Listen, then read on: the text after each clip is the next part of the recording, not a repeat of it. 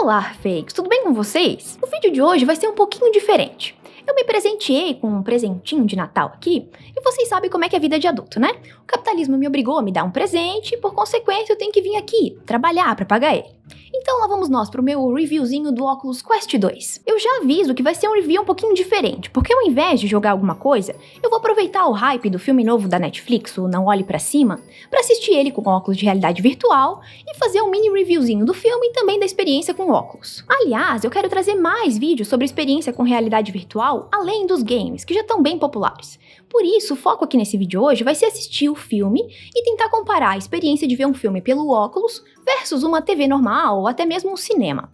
Mas agora, sem mais enrolação pra gente não se atrasar pra sessão, segurem as pipoquinhas e vamos nos dirigir pro nosso cineminha virtual. Um detalhe que eu gostaria de ressaltar é que não tem nada de errado em sentar no sofá da sala da sua casa e assistir um Netflixinho.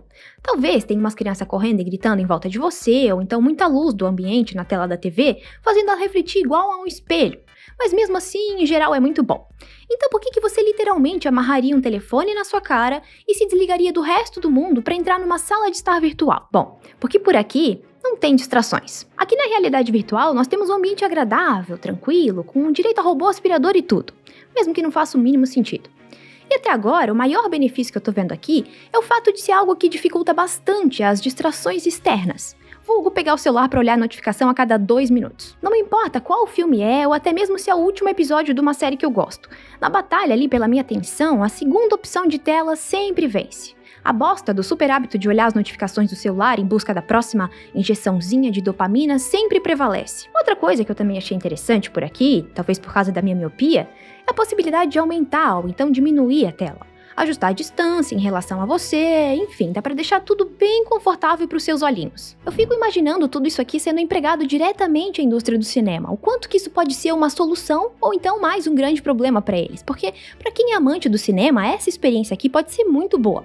Você realmente sente algo próximo de estar numa sala de cinema, só que sem todos os inconvenientes, é claro. Inconvenientes esses como ter que comprar ingresso com antecedência, ter que se locomover pelo trânsito caótico até um shopping caótico para poder ir ao cinema, ter que pagar o valor de mais um ingresso só para estacionar o seu carro, pagar 50 num combo de pipoca com tempero radioativo que dá uma sede e um refrigerante aguadinho para te dar vontade de mijar e perder um pedaço do filme. Outra coisa positiva na experiência de cinema aqui no VR é saber que eu posso ver um filme todinho sem ter vários adolescentes falando alto pra caralho na porra da poltrona atrás de mim, tirando totalmente o foco que eu já não tinha no filme.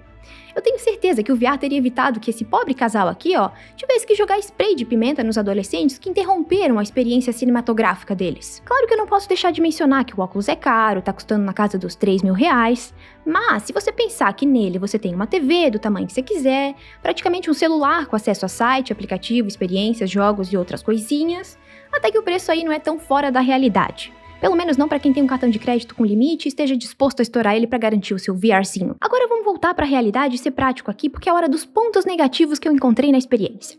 Eu vou começar pela resolução da imagem. Ela é boa, mas ainda não se compara a uma TV 4K e um óculos de grau bem limpinho na cara.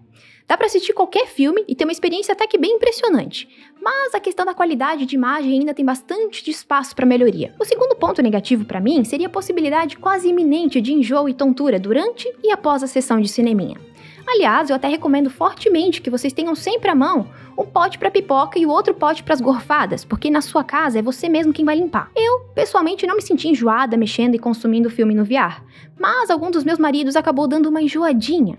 Não se faz mais homem como antes. Por outro lado, duas coisas que eu senti bastante aqui foi uma espécie de canseira nos olhos por ter ficado com essa tela na minha cara por muitas horas e uma certa dorzinha chata nessa região aqui, Outro ponto negativo, ou positivo, né, depende de quem vai usar, é que não é um item que você pode dividir com a gatinha do Tinder pra vocês verem juntos, porque uma vez que o VR tá na sua cara, é como se você realmente tivesse sido teletransportado pra outro ambiente. Até tem a possibilidade de dividir a experiência com mais pessoas, se assim você desejar e tiver grana pra comprar um óculos pra cada integrante da sua família. Mas eu acharia isso meio estranho. Mas assim, resumindo, foi uma experiência boa assistir o filme por aqui, mas não é a coisa mais divertida do mundo.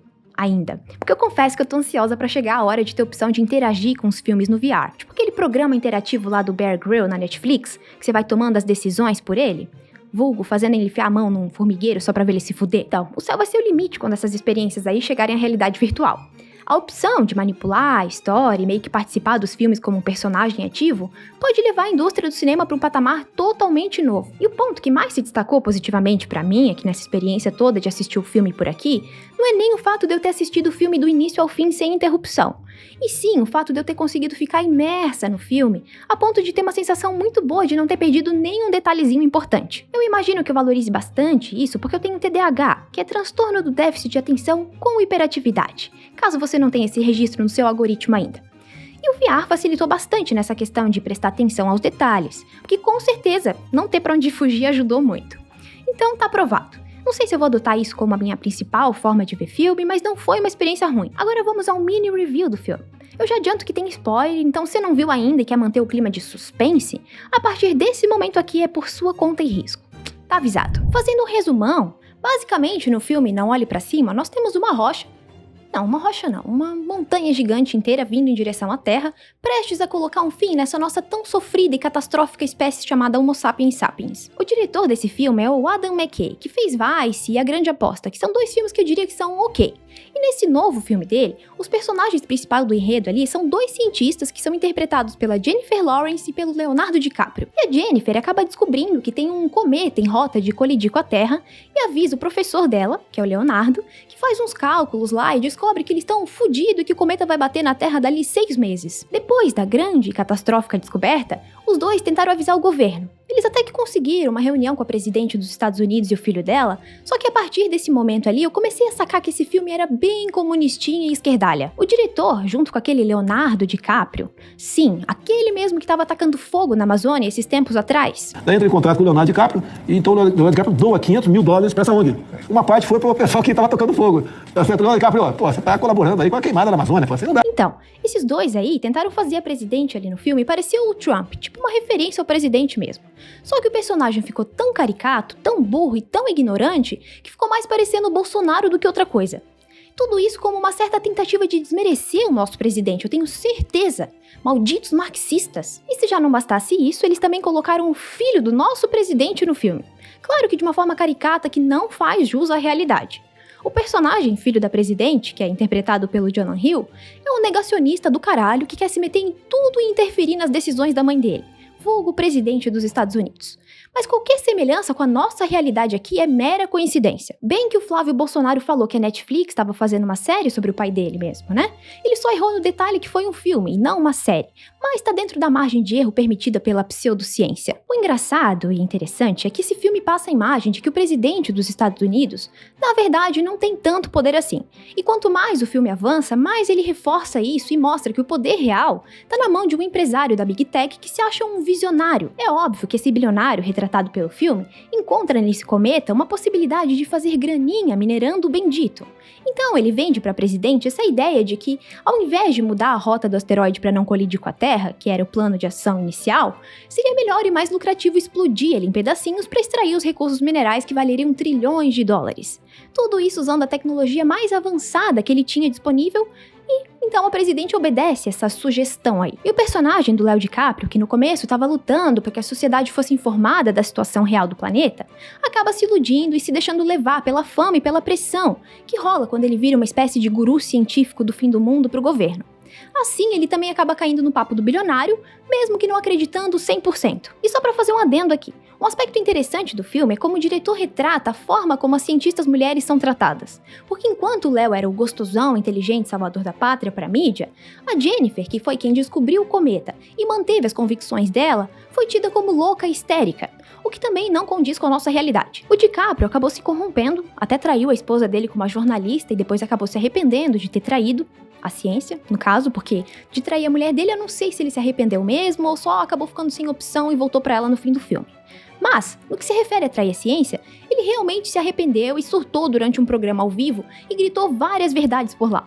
Aliás, o Léo devia ganhar um Oscar de melhor gritão do cinema, porque os gritos dele são os melhores. Is my beautiful sister! I said to thee, I shall provide! A forma com que o filme retrata a mídia, os políticos, os cientistas, os empresários é muito boa. Ele consegue fazer uma crítica à sociedade do espetáculo, onde tudo vira um show. Até mesmo um desastre iminente da humanidade vira oportunidade de lucrar e tirar vantagem em cima de vidas. Os cientistas falham na hora de se comunicar. Ou eles são entediantes demais para alguém se interessar, ou então eles criam uma certa revolta instantânea nas pessoas.